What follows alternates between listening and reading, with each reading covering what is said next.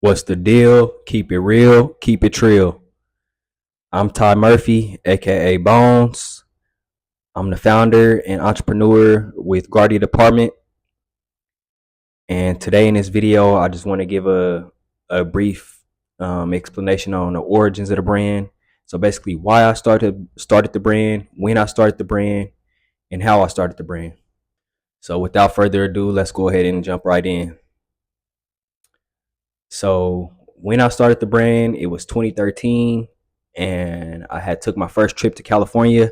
I met Keenan, who owns the Worldwide Clothing, and that's when I learned how to heat press and do a little bit of designing. But I didn't dive into it really tough until I got my own equipment and started my own brand. But he did teach me some of the things that I learned in the beginning, the beginning steps. And so with that, it's like,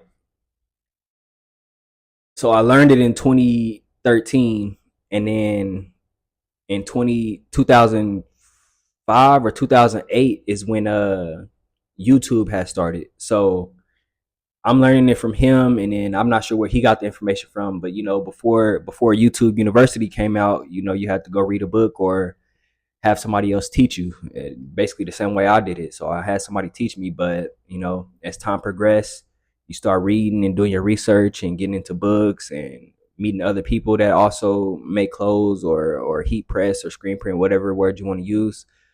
But so I learned from Keenan, like I said, and YouTube University wasn't, it was big in 2013, but it wasn't like you could just learn anything. It was more about people just posting what they was doing and stuff like that. I mean, not to say that making clothes is not doing anything, but if you don't know who's out there starting their own brand, how can I search them? You know what I'm saying? So there was that. But I learned in 2013. I learned from Keenan, learned how to heat press, the basics, just simple stuff. And then after that, I started, digging into it myself and took it from there. So the how, so like I said, I started in 2013, but I didn't really get any product, and I didn't get a brand. Like, I didn't start the brand until maybe 2017 or 2018. That's when I officially got products. And I've had multiple names since changing to Gardia Dept. So Gardia Dept really just came alive in about a year and a half ago, year ago, 2024. It's 2025 now. So the name has been around for about a year. So prior to that, I had three different other names. First was Imperial Bad Clan. Second was Gifted Misfits, and then third was West Hill Division. So all of those brands, all of those names came before Guardia Dept, where I just settled on Guardia, not settled, but I felt Gardia Dept was a good name to stick with. It could be something that can be held in the long run. And, a lot of people they name their brand after themselves, which is cool. There's nothing wrong with that, but I just didn't see that for myself. I didn't see that direction for me. Like, I want the brand to be, its own thing. Everybody is a walking brand themselves, but I want the brand to be its own thing. I don't want the brand to be strictly named off me. I mean, obviously, I'm the founder and creator, but aside from that, once people start actually working with me and being a part of the team and come to work for Gardia Dept, I don't want it to just be my name as the label and the brand. So I figured I'd pick a name that made sense, and it made it's not just me. It's not all about me. So at the same time, I'll explain the name of the brand, Gardia Dept. So the name came from Oklahoma State flour, the Galardia. It's not spelled exactly like the way my brand is spelled, but it's still spelled Galar. It's spelled Galardia, so that's where the name came from. Oklahoma State flour or state plant. And then the department part is just kind of like a filler, because I couldn't just have it. I could have put clothing or apparel, but I didn't want to go that route either. So that's the origins of how it started. So like I said, it started in 2013, and I learned from Keenan from the World Club. As a matter of fact, make sure you guys go out and follow him, shop with him, and make sure you guys shop Gardia Department as well. Thanks for all the support. But like I was saying, I learned from Keenan at Worldwide Clothing, excuse me, and I just learned the basics.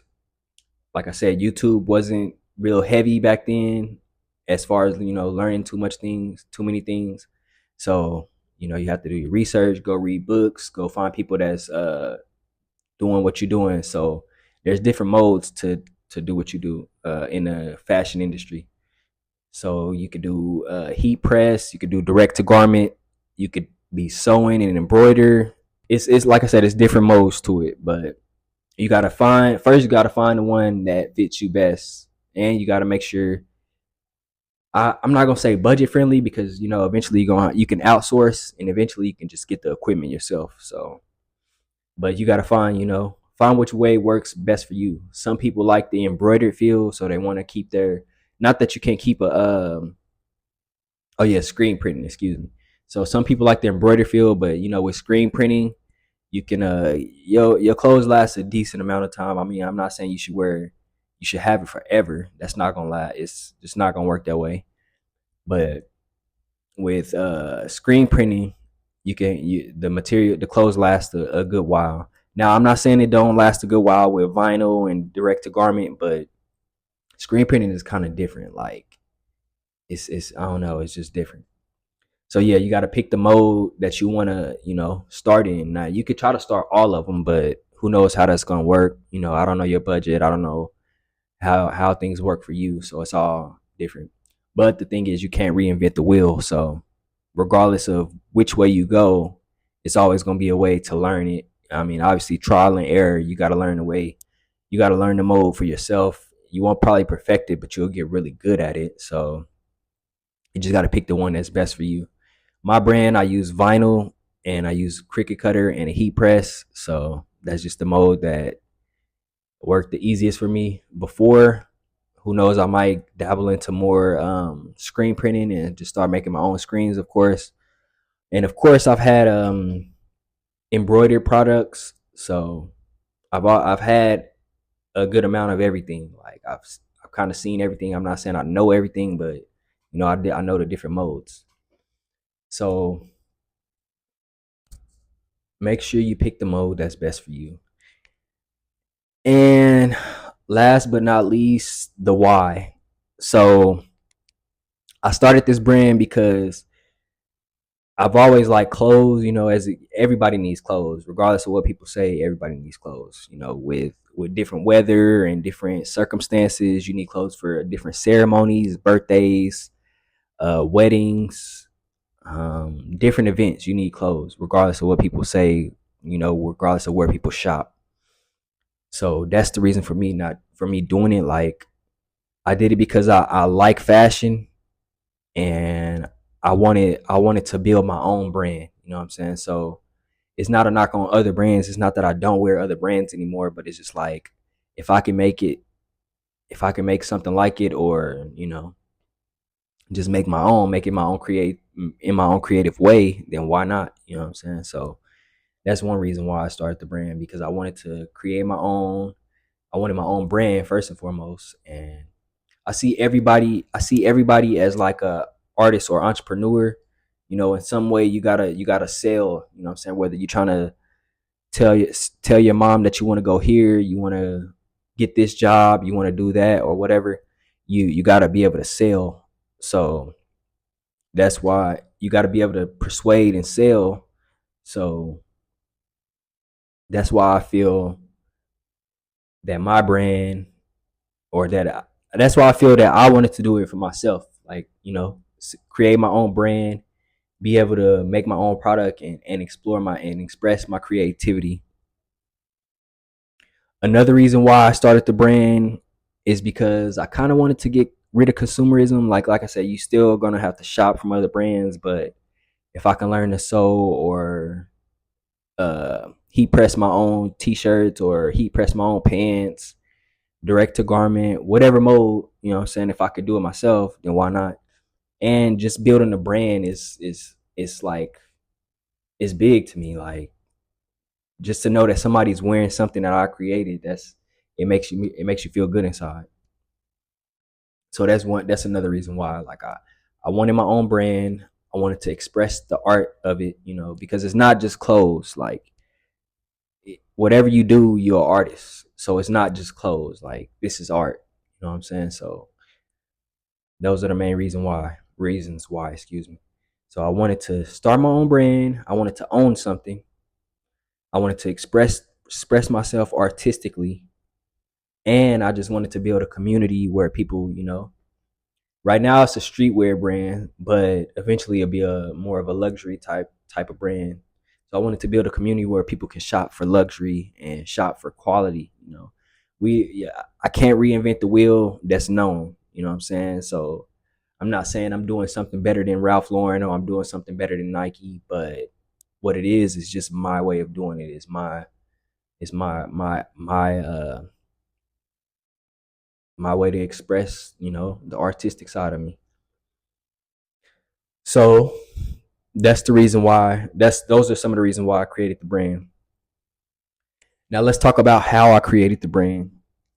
So the how for me, like I said, I learned a couple things from Keenan. I learned, from YouTube. I learned from reading different books, talking to different people, and obviously you got to learn from your customers and clients or supporters, whatever you word you choose for them. But you got to learn from people because you got to know what they want. Now, of course, you don't want to just. Well, I didn't want to just base my whole thing off of that. If that makes sense, like just because somebody tell me to make this or make that, like I didn't want to do unless like this product is or this piece is just specifically for them. It's an exclusive. But you got to get feedback, of course. See what people like, see what people are wearing, see what the new trends are, see what's out, all of that. So you got to get feedback. So another part of the how is building a legacy, building a community, and building a fan base. That's what it takes. You gotta keep keep striving for success and don't settle for less. And another part of the how is just setting up the foundation. So just because you got a logo and a name, that doesn't necessarily mean you're a brand. So you want to make sure the legal stuff is set up, and you want to make sure the financial stuff is set up. And you want to make sure you got a website, or if you're good enough to have it right off, then you want to make sure you got a storefront. A lot of people start off selling out of their cars. They start off selling out of their garage. They start off selling anywhere, but you want to make sure you have a place where people can go to shop. And what that mean by that is having the website. So make sure you got a website, make sure you got a business bank account. If you want to take it that far and you actually trying to create a brand, make sure you got a LLC. So with the LLC, you can go down to your Secretary of State and start your business there, or you can do it online. But either way, you still gonna have to start the LLC for it to be a legal, legit business. You know what I'm saying? So that's another part of the how. So how I started it is I mainly do most of my designs. I made my logo. I make most of the designs, but you can outsource. You can go to places like Upwork. You can try Fiverr.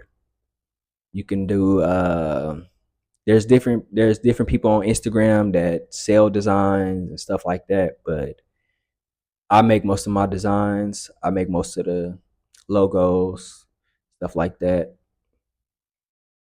Also, you can shop for different equipment on Amazon, of course. You can go to Walmart. There's different craft stores. There's a lot of places to get your equipment, so make sure you do that as well. And at the same time, like if you outsource, just ask them, like, ask them when you outsource, ask those people questions like, hey, where do you get this? How do you do that? Because if you never ask questions, you're never gonna know. You're never gonna get past, the barriers of being afraid to even do it on your own, because it's not gonna be easy at all. Like, I'm not saying it's just gonna be the hardest thing in life, but if you really want it, you'll make it work. But in the beginning, it's gonna be kind of frustrating. You gonna know some things, but you're not gonna know everything, of course. And then some things is just you just learn as you go. So you got to keep pushing and keep striving for greater. Like I said earlier, strive for the best. Don't settle for less. But that's pretty much it for this video. So I'm gonna go over it one more time. When I learned it back in 2013 in California. I'm from Oklahoma. I brought it to Oklahoma. Not saying I brought everything to Oklahoma, but I brought my brand back to Oklahoma. So 2013 is when I learned it.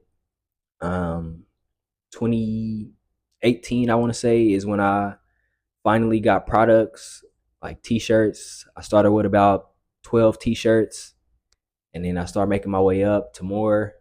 I'm still building the brand today, so it's not like it's just over. But like I said, the win was 2013. Started then. The how was me learning from Keenan, me learning from YouTube and different other creators and artists that make clothes as well. And the why was because I wanted to create my own brand. I wanted to express myself artistically, and I wanted to build a community around clothing. As Coach Prime says, when you look good, you perform good. When you perform good, you get paid good. Don't you want to get paid good? Now, it's not all about paid, because fashion is like Serge Ibaka said as well, it's art. So sometimes you just really want to look good. You know what I'm saying? You don't make the clothes, you make the clothes, but the clothes don't make you. But thanks for watching the video, and shop Gardia Department. Follow and subscribe.